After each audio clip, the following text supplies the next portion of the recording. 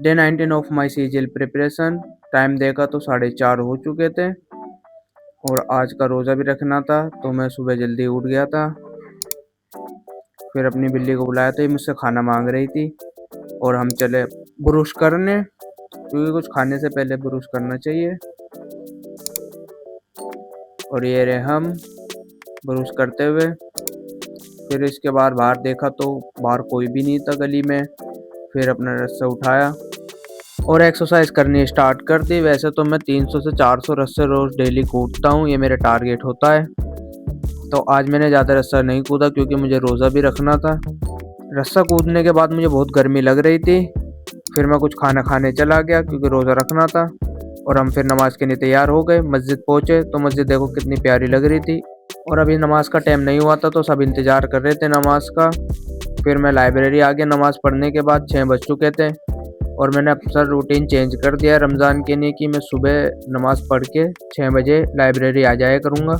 और यहाँ देखा तो कोई भाई सो रहा था, तो मैंने अपने डेस्क की लाइट जलाई, फिर दूसरी डेस्क की लाइट जलाई, अपना बैग रख दिया और निकाला लैपटॉप। और मैं अपने डेस्क पे स्टडी नहीं कर सकता था क्योंकि बराबर में एक भाई सो रहे थे, तो मैं सामने वाले रूम में चला गया ताकि उनको मतलब सोने में डिस्टर्ब ना हो, वो रात को रुकते हैं।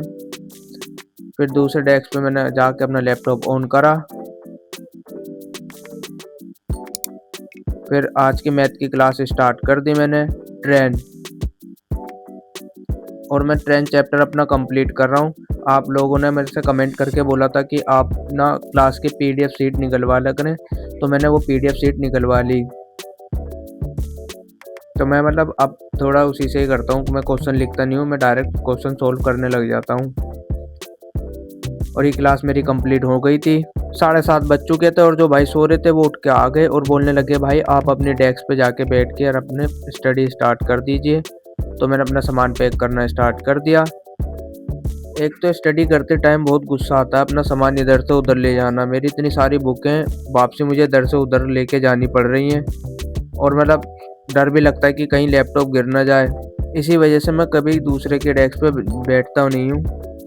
फिर अपने रूम में चल दिए हम बैठने के लिए क्योंकि उस रूम पूरा खाली हो गया था। वो भाई उठ के चले गए। फिर वोकेबलरी अपनी रिवाइज करनी स्टार्ट कर दी और आज मैंने 400 वोकेबलरी रिवाइज करी और ब्लैक बुक की 800 वोकेबलरी रिवाइज करी।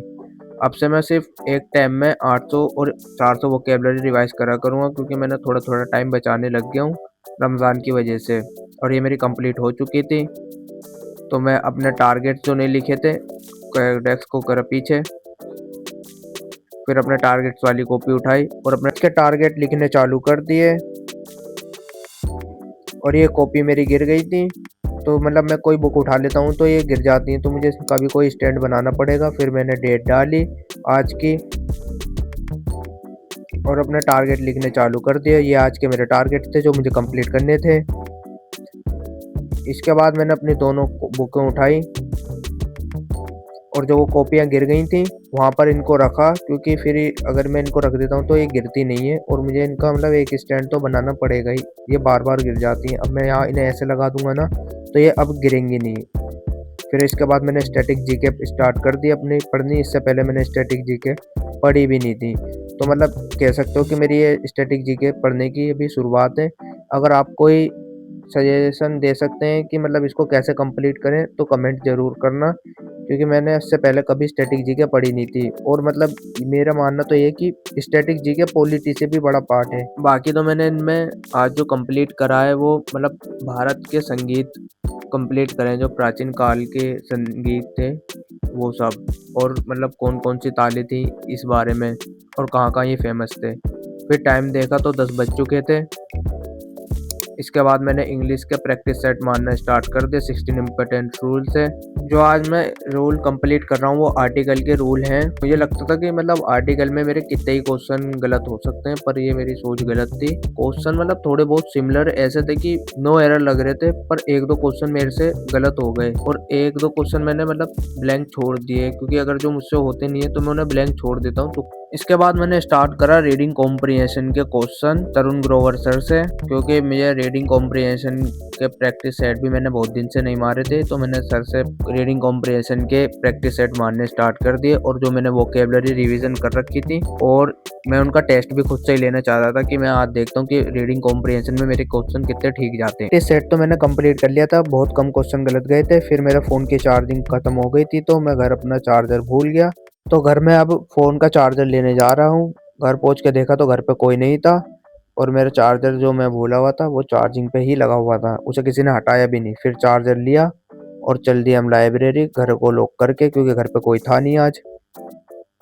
और ये रही देखो कितनी अनोखी चाबी हमारे घर की। फिर लाइब्रेरी आने के बाद मैंने फ़ोन को लगाया चार्जिंग पे, क्योंकि फ़ोन में चार्जिंग थी नहीं। फिर अपना टाइम टेबल बनाया मैंने रमज़ान का मॉर्निंग का। उसके बाद मैंने रिवीजन करना स्टार्ट कर दिया पॉलिटी का।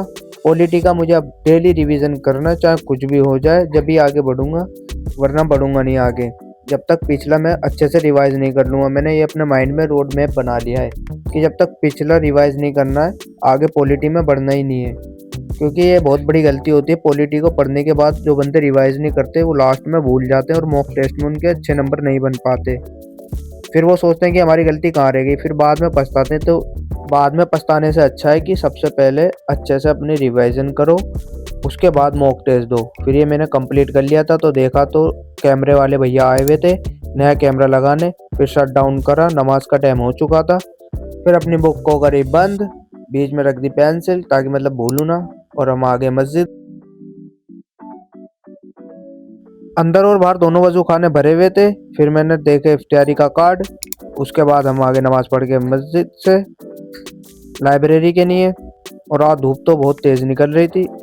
फिर स्टार्ट कर दी रीजनिंग पढ़नी शोभित भारद्वाज सर से। और जो आज मैं रीजनिंग का चैप्टर कंप्लीट रिवीजन करने वाला हूँ वो है डायरेक्शन। मैं किसी भी चैप्टर को मतलब क्वेश्चन करने से पहले मैं उसको अच्छे से चैप्टर को रिवाइज कर लेता हूँ, उसके बाद उसके क्वेश्चन करता हूँ और क्वेश्चन करने में भी आसानी हो जाती है। तो इस वजह से मैं शोभित सर की पहले क्लास से सारी देख लेता हूँ, जिस भी चैप्टर के मुझे प्रैक्टिस सेट मारने होते हैं या प्रैक्टिस करनी होती है, और ये सब बहुत ईजी वे में समझा भी देते हैं। फिर टाइम देखा तो 3 बजने वाले थे। उसके बाद मैंने वोकेबलरी अपनी लर्न करनी स्टार्ट कर दी। और आज का मेरा टारगेट था 15 वोकेबलरी याद करने का। तो मैंने एक एक करके उनको गिन के टिक लगा दी कि जहाँ तक मुझे याद करनी है। फिर मैंने एक बार दोबारा चेक करा। फिर मैंने वोकेबलरी याद करनी स्टार्ट कर दी। और मैं वोकेबलरी के एक्सेंट में गूगल पे से देख के मतलब याद करता हूँ। और गूगल पे से भी देख के याद करने का मेरा एक मोटिव ये रहता है, क्योंकि हिंदी के वर्ड कुछ ऐसे होते हैं कि मतलब हमसे नॉर्मल बोले भी नहीं जाते और उनकी मीनिंग भी नहीं पता होती। इंग्लिश में तो उनकी मीनिंग पता होगी, लेकिन हिंदी में तो उनकी मीनिंग पता भी नहीं होगी और याद करना भी बड़ा मुश्किल होता है उन वर्डों को। तो मैं उनके सिमिलर वर्ड देख लेता हूँ गूगल पे से और फिर उनको लिख के मैं याद कर लेता हूँ, तो मुझे थोड़ी सी आसानी हो जाती है इस वजह से। और ऐसे वर्ड तो हिंदी के जितने कठिन होते हैं, बस याद करना मुश्किल ही है उन्हें तो। फिर मैंने टाइम देखा तो 4 बजने वाले थे। तो फिर मैंने इसके बाद अपना प्रैक्टिस सेट मारने स्टार्ट कर दिए मैथ के, टाइम एंड डिस्टेंस के।